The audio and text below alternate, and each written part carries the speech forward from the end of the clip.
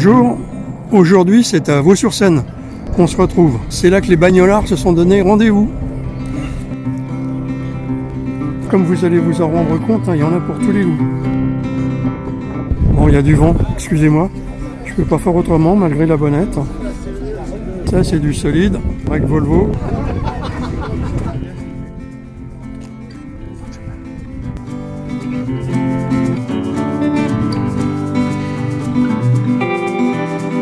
Une AX Sport. Ben, voilà une auto intéressante. Une R8 Major, un peu transformée, on va voir. Toujours intéressant de voir ces autos-là. Et alors dedans, le moteur R8, il est passé à la trappe, remplacé par un R18. Ouais, un 1400. Avec une culotte, et ça rentrait là-dedans. Super simple, nickel. Comme on peut voir, il y a un peu de transformation. Ça rappelle les R8 Gordini, bah oui, hein. Normal.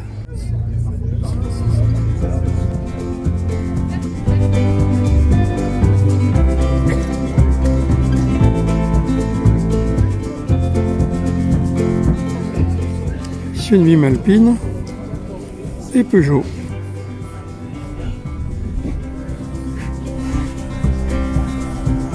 Une auto de 1929. C'est beau, hein? Belle auto.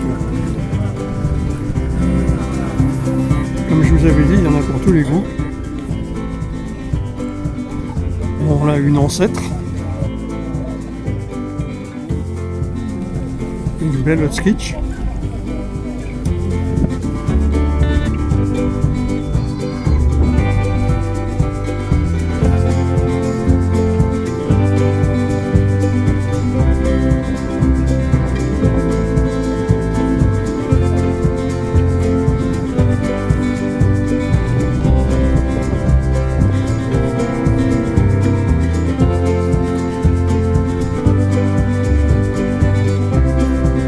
Le Tremblement de Vaud est toujours intéressant car il se situe dans un cadre, comme vous le voyez, bucolique, on va dire ça comme ça, vraiment sympa.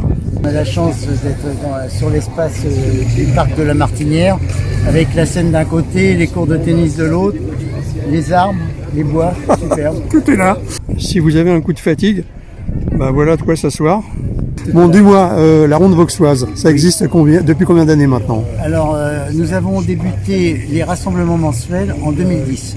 La ronde vauxoise par elle-même a débuté en 2003. Là, c'est le premier rassemblement que je vois depuis un bon bout de temps où je vois une bonne poignée d'ancêtres en termes de voitures. Des vraies voitures anciennes. Voilà, c'est ça. Des vraies voitures anciennes. Je viens de voir la petite Peugeot là, 102 ans. Voilà, une 172, une quadrillette, une Peugeot quadrillette de 1923.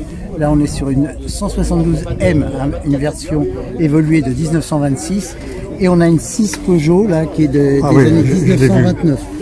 Super, donc ça s'enchaîne. Hein. Donc c'est bien, on a de la Young Timers. Et on a aussi de ouais, c'est ça que je regrettais un petit peu dans les rassemblements. De plus en plus, on sent qu'il y a une poussée de Youngtimer et c'est délicat. J'aime bien, moi je vois la Ferrari qui est là, j'aime bien la voir, hein, évident. Voiture d'exception. Ce moteur-là, alors je vais plutôt parler de l'autre. Justement, je cherchais, il y a bien quelqu'un qui va me regarder là-dessus. C'est la mienne. Ah, c'est la tienne? Oui. Ok. Pardon, monsieur. Pardon. Merci. Ça, c'est ton auto. Voilà, c'est ton petit jouet. Voilà, c'est un petit jouet. Donc, on est sur une 172 1923. Donc, qui n'a aucun circuit électrique, phare acétylène. Démarrage par magnéto à la manivelle. Ouais. Donc, c'est un 660 cm3 et qui développe 9 chevaux 5. 9 chevaux, d'accord. Ça veut dire qu'en vitesse de croisière, c'est de 30 à 40 km/h. 45 km/h. Ouais. Pas de différentiel à l'arrière. Hein. Ouais. Donc il n'y a pas de différentiel. Donc, suspension à lame. Suspension à lame. Donc accélérateur central. Attends, je regarde, on profite. Donc levier de vitesse 1, 2, 3. Marche arrière. Frein à pied sur la roue arrière gauche. Frein à main sur la roue arrière droite. Oh, faut pas se mélanger. Donc, oh putain, c'est subtil. Dis-moi, moi ce qui m'a amusé, c'est de voir le siège passager qui est en retrait du siège conducteur. Ok, c'est quoi l'histoire? Alors, la première version, donc la Peugeot, c'était une 161, et la 161 avait les places en tandem. Citroën ayant sorti ce qu'on a appelé la trèfle en 1923, qui était plus grande, donc Peugeot a réagi, donc en élargissant un peu la 161 de base, qui est devenue la 161E, et là on est passé après sur la 172 avec 2 sièges décalés pour permettre que les gens ne soient pas l'un derrière l'autre et d'avoir Oui, j'ai vu. un véhicule qui soit plus conforme.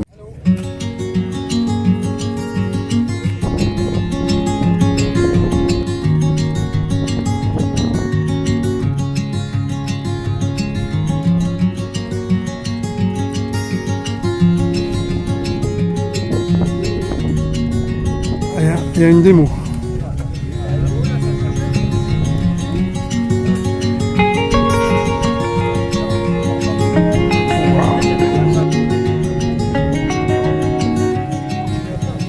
Une belle Bagheera. Pardon, Murena, excusez-moi. Ces 3 places caractéristiques.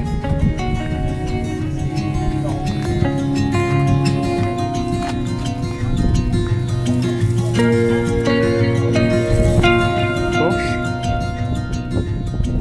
Ferrari.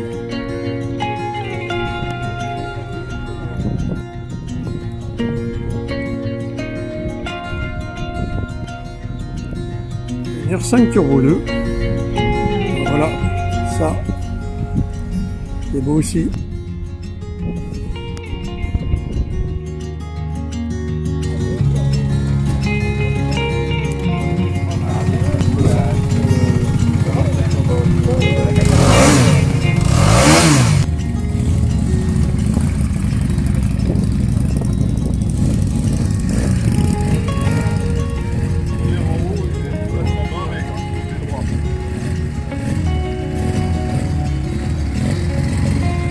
Bonjour.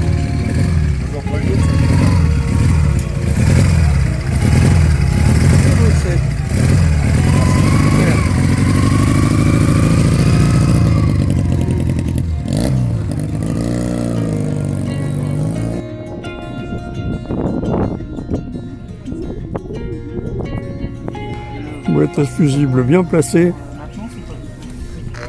Pas besoin de se contorsionner.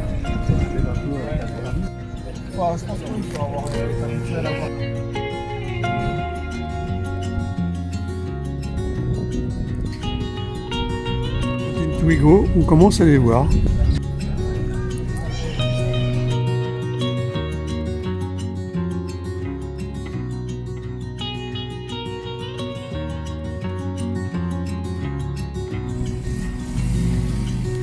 Salut! À bientôt.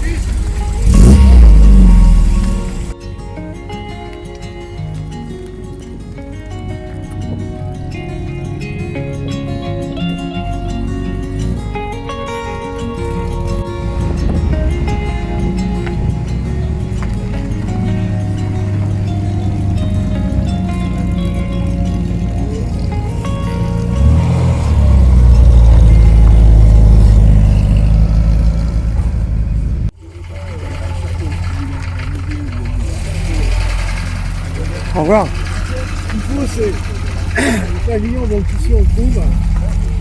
Et après, bon,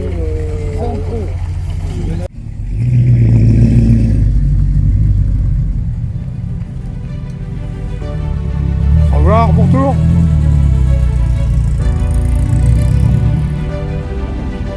Bon, on va presque se poser la question, va-t-elle pouvoir passer entre les 2 arbres?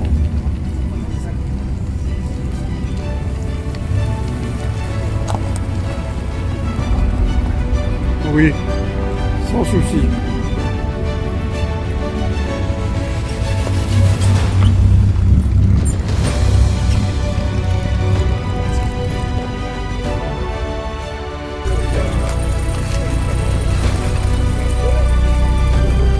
Ça, c'est pas une ancêtre, mais ça attire du monde quand même.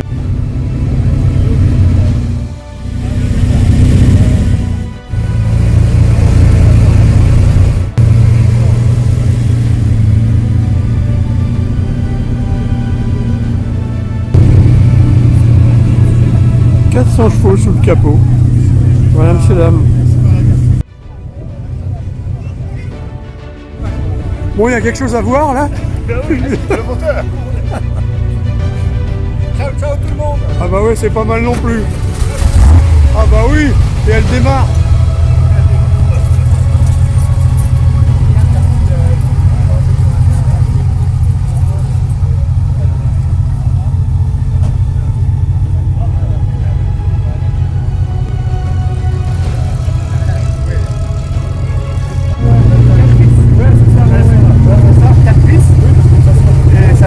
Combien de chevaux là? Là, il y en a. Il y en a. Il y en a.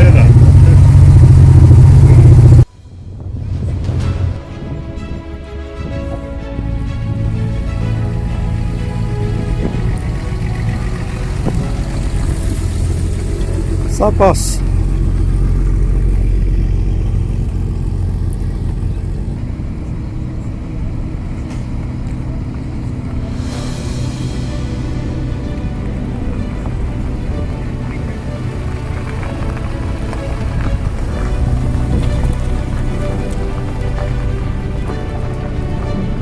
Super Integra Honda.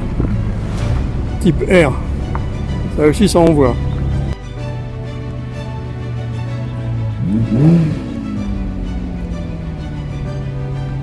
Ah, il y a de la longueur. Hein.